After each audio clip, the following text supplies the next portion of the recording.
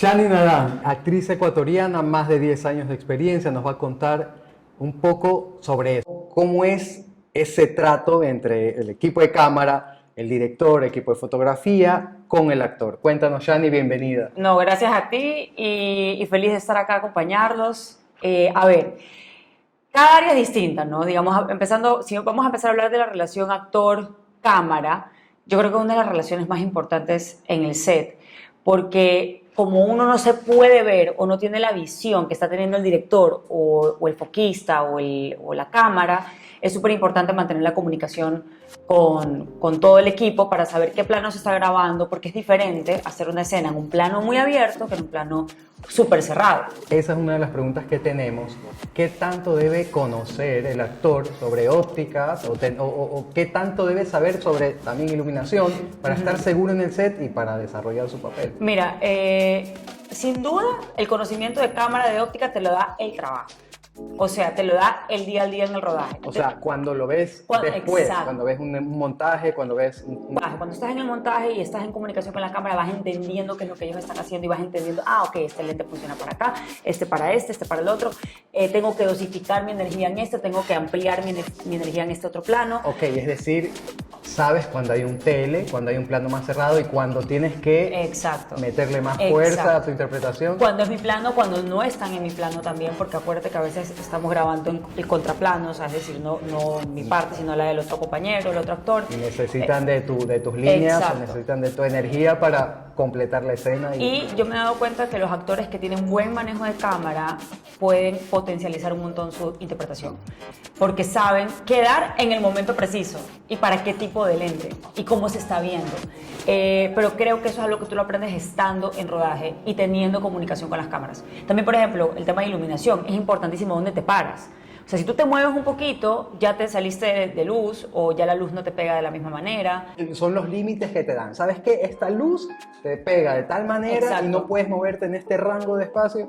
Y uno como actor tiene que saber cómo trasladar o utilizar esa información a favor de uno. O sea, es decir, uno ya aprende con la técnica como que, ok, no me puedo mover, tengo que decir todo ese texto aquí, si me muevo un centímetro me fui a la luz, entonces tiene que uno ya como mecanizarlo para poder dar el resultado que ellos quieren, pero yo siempre trato de trabajar a favor de.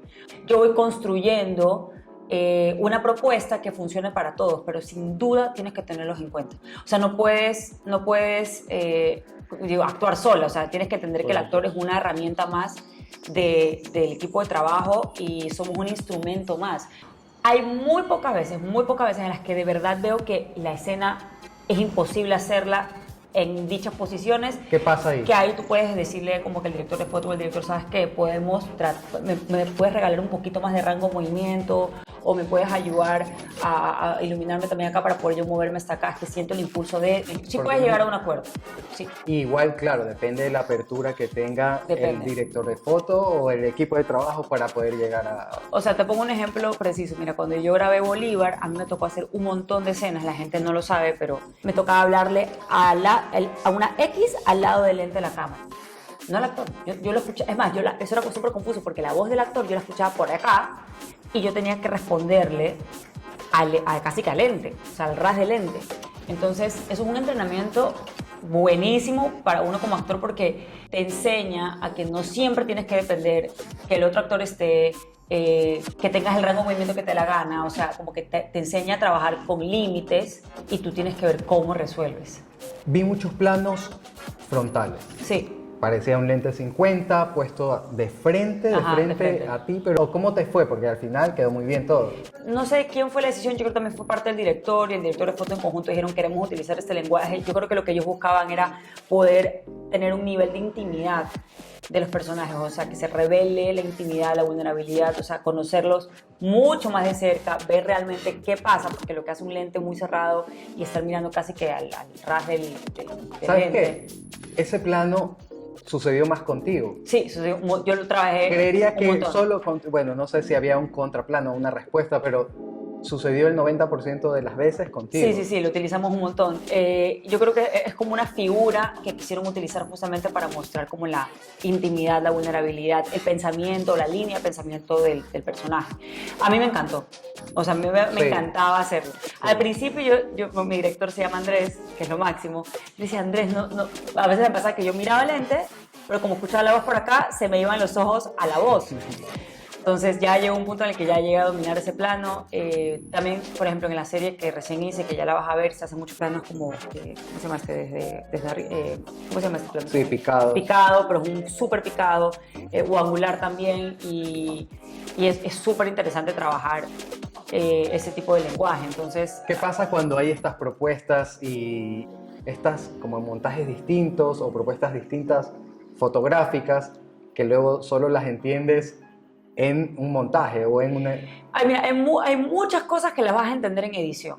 Entonces, tienes que aprender a confiar en la visión que tiene el director, en la visión que tiene el director de foto y entregarte. Yo tengo un lema: yo soy el instrumento laboral de obediencia.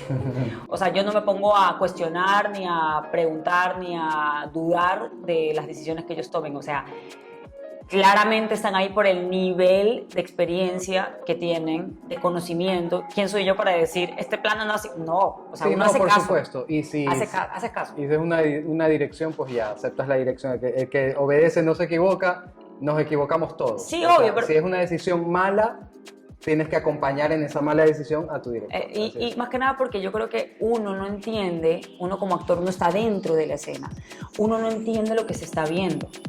O sea, uno no tiene la conciencia de lo que se ve por fuera. Eso lo tiene el director. Si el director dice, esto va a quedar increíble en conjunto con esto, en conjunto con tal, es porque él ya está pensando no solamente como director, sino también como editor. A menos que sea una situación donde de verdad estés sumamente incómoda, o que no te fluye, o que no te resulta, pero yo creo que para eso justamente el actor se prepara, para poder tener las herramientas suficientes para poder ajustarse a la visión del director. Hablando de eso, ¿qué es lo más difícil que has hecho en el set? No interpretativamente, no, sino en el set, lo más incómodo, lo más raro. Mira, las escenas para mí más complicadas son las escenas con animales. A mí me ha tocado hacer mucho trabajo a caballo y me ha tocado también hacer muchas escenas de acción sobre el caballo. Entonces, ese tipo de escenas son por lo general, con animales, son las escenas que más se demoran, que más tediosas son. Está bien, o sea, es un animal, ¿me entiendes? Pobrecito, más bien uno tiene derecho a querer descansar. Entonces, pero es difícil lograr lo que el director quiere en las marcas que el director quiere cuando hay un animal que tú puedes controlar hasta cierto punto. Me ha tocado también, por ejemplo, el tema clima. El clima es algo que tú no puedes controlar. Entonces hay situaciones en las que no se puede ver en tu cara que te estás muriendo de frío, no se puede ver casi que en tu piel que estás así congelada. Sí. Entonces también... Estás forzando como todo lo natural hacia... Entonces eso es algo que no puedes controlar, por ejemplo, el clima. También grabar de noche es bien cansado. Eso es muy agotador porque te cambia totalmente el horario de tu cuerpo. Bueno, escuchándote nos estás diciendo que hay factores que no podemos controlar o son más difíciles de controlar. Ahora, cuéntame esa diferencia que hay entre... Son dos lenguajes distintos, ¿no? El cinematográfico y el teatro. ¿Cuál es la diferencia para ti que marca un poco esa capacidad interpretativa que hay con y sin cámara? La diferencia más grande es el cuerpo y el nivel de movimiento. O sea, es decir, en cámara, como tienes el lente tan cerca tuyo, en ciertos casos, si es un cerrado o un plano medio, en fin, tu nivel de energía no puede ser extremadamente grande porque se siente muy fuerte o muy tosco, que en cambio en teatro es lo opuesto, porque en teatro, ¿qué pasa? En teatro yo necesito que el que está en la última fila pueda verme, o sentirme por lo menos, o sentir mi interpretación. Las dos me encantan, me encantan y las dos me ponen en problemas, que es lo que más me gusta. Lo que me encanta de la televisión o el cine es que logra un nivel de intimidad y de ver tu alma, literal. O sea, yo siento que en televisión o en cine tú puedes ver el alma de las personas a través de la mirada, de los ojos, que se pueda percibir esa intimidad, lo que está ocurriendo, esa línea de pensamiento, lo que realmente está ocurriendo dentro del actor. En cine y televisión tú puedes hacer un micro gesto y te lo lee la cámara y la audiencia entiende qué está pasando. Para mí es delicioso, a mí me encanta poder hacer las dos. ¿Cómo es la construcción hasta llegar al set o al teatro cuando llega un papel? Ok, mi primer acercamiento al personaje es a través del texto. Adjetivos, sustantivos, qué acciones se repiten, qué es lo que dicen de mí, qué es lo que yo digo de mí misma, qué es lo que mi personaje dice de los demás. empiezo a sacar una línea de mapa de relaciones, cómo se lleva con este, cómo se lleva con tal. En series de 60 capítulos, por lo general te entregan al principio los primeros 20 capítulos o los primeros 15. Obviamente en una obra de teatro y en cine tú ya tienes el guión completo desde el inicio. Lo que yo hago es que con esos 15 o 20 capítulos que me entreguen, saco la mayor cantidad de información posible, pero sobre el personaje. Más que de lo que va a pasar o no va a pasar, es como sobre el carácter del personaje. Acercamiento al texto.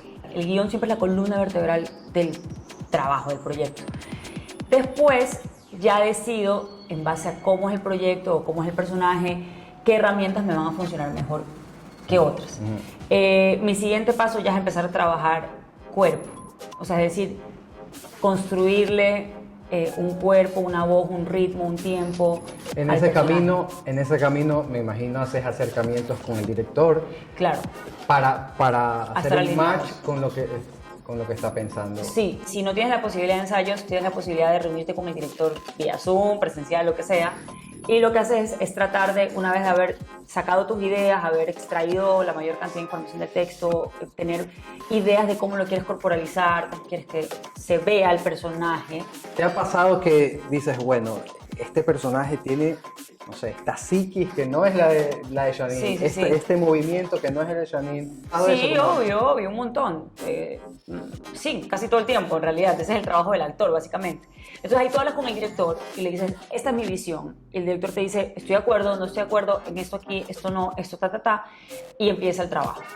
Cuando me toca un personaje que es totalmente mi antítesis o totalmente opuesto a mí, primero veo qué funciona de mí, que yo tengo naturalmente, y qué no funciona de mí, tengo que transformar o indagar, trabajar. ¿Y qué técnicas te gustan? Es muy complejo explicar esto. Eso sería como para otro capítulo de 2 horas, que es una mezcla de muchas técnicas, de muchos maestros, porque hay un montón de técnicas. O sea, hay Meissner, hay Adler, hay Layton, te puedo hablar de 40.000, Chekhov, tal, hay un montón. Una técnica se llama fragmentación, que me encanta, me fascina, es la técnica que utilicé para Bolívar y también para la serie pasada. Mi profesora Ela Becerra un poco como que lo aterrizó. Lo que yo creo es que uno como actor tiene que agarrar lo que más le sirva, lo que más pueda aterrizar y concretar, y de eso construir tu propia dinámica o tu propia técnica. Básicamente la fragmentación, que es lo que yo utilizo, es un poco desde la información que me da el texto, lo que ya existe, desde el contexto y el texto, empiezo a explorar cómo mi personaje se comportaría ante estímulos externos. Lo que hace un personaje distinto de otro es tu forma de reaccionar ante los estímulos externos, realmente. Eso habla mucho de tu carácter. Entonces, si yo ya entiendo cómo reacciona mi personaje ante estos estímulos, cuando me aparezca un capítulo que no tenga conocimiento o que recién lo lea, yo ya puedo entender cómo accionaría mi personaje. Aparte, sostener esto durante... O sea, darle coherencia, un poco continuidad a este personaje durante los capítulos que te piden, ¿verdad? Exacto. ¿Cómo empiezas a trabajar los arcos o cómo empiezas a trabajar los cambios siendo coherentes con esta verdad que vas a contar finalmente, total? Siendo coherentes con el carácter. Yo me gusta referirme a como que es el carácter del personaje, ¿verdad? Carácter, diría. Bueno, como lo quieran llamar. Traducido, sí. Por eso tiene sentido, el carácter. Ajá. Básicamente, a ver, y hay algo adicional que hay que sumarle a tu pregunta, y es que cuando uno hace televisión, uno graba en desorden. Eso lo vuelve más difícil, porque me toca grabar capítulo 1, después capítulo 10, después el 20, después el 30, después el 60, y el personaje no está igual en el 1 que en el 60. A mí me gusta trabajar una línea de tiempo. Yo hago literal. Yo tengo así una línea de tiempo. Pego papeles y hago una línea de tiempo. Y me gusta dividir lo que sucede en cada capítulo por acontecimientos. O sea, acontecimientos importantes, súper importantes, acontecimientos cotidianos. Voy dividiéndolo por acontecimientos. Y tengo claro en qué capítulo sucede un acontecimiento muy grande para el personaje que lo transforma y de qué manera lo transforma. Cosa que yo sé que si estoy grabando capítulo 1, veo mi línea del tiempo, mi personaje es así, pero después me toca capítulo 30, aquí ya le pasó este acontecimiento. ¿Qué le cambió a ella este acontecimiento? Le cambió su perspectiva del amor, le cambió su apertura, la volvió más tímida. ¿Qué pasó con ella? Incluso estos acontecimientos puede ser que no afecten en la aparición del personaje, hablando de una serie, por ejemplo. Pero el espectador tiene conciencia de eso. Entonces, Obvio. sí que va a entender cómo cambia un Obvio. personaje Tiene que percibirlo. a partir de un Claro, de tiene que un- percibirlo. O sea, Exacto. mira que cuando yo hice Bolívar me tocó hacer una línea del tiempo gigantesca, porque Manuelita arranca muy niña, muy jovial, con esa energía, chivatona y todo. ajá, divertida, Y pícara. termina igual chivatona. Termina, igual no pierde el carácter, Claro. pero sí madura. Sí. Si sientes en ella que se vuelve una mujer mucho más madura, que ya no ve el tema de la libertad solamente como un concepto, ya no lo idealiza, ya lo vive, es diferente. Y uno puede mantener el mismo carácter, no cambia el carácter del personaje. Lo que empiezas a sentir es que hay ciertos comportamientos o ciertas formas de acercarse a estos estímulos externos que cambian. Este personaje en particular se volvía más táctico o era más protagónico dentro de lo que sucedía en la historia y los demás personajes cambiaban un poco en torno al cambio de... Obvio, Sí, obvio. interesante. O sea, si tú no tienes claridad, tú puedes dañar la línea del personaje completamente, porque te puedes olvidar de dónde viene y a dónde va y hacer otra cosa que no tiene coherencia con lo que hiciste antes. Entonces, es responsabilidad tuya como actor poder tener una coherencia y una transformación clara en el personaje, o sea, que se sienta que está clara. Creo que aprendimos muchísimo. Como resumen está el facilitar las cosas en el set, al equipo de cámara, al equipo de dirección, la construcción del personaje en conjunto y bueno, saber que el actor es una herramienta más. Sí, un actor tiene que solucionar los problemas en el set, no generarlos. Para eso es importante el entrenamiento, porque uno se entrena para poder tener las herramientas suficientes. En el caso de que te lleguen a poner a ti en una situación donde no te sientes tan cómodo interpretativamente, tú saber cómo volverlo natural, cómo Fluir con eso. Exacto. Súper, esto fue La Colite, muchísimas gracias y nos vemos en una siguiente entrega. Sí. Bye.